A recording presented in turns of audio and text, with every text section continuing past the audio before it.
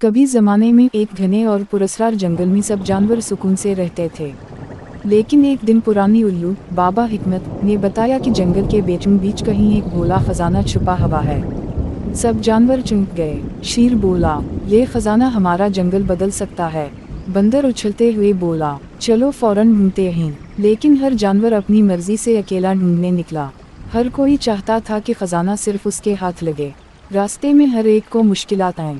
बंदर कांटों में उलझ गया, हिरन दलदल में फंस गया, रीछ अंधेरी गार में डर गया।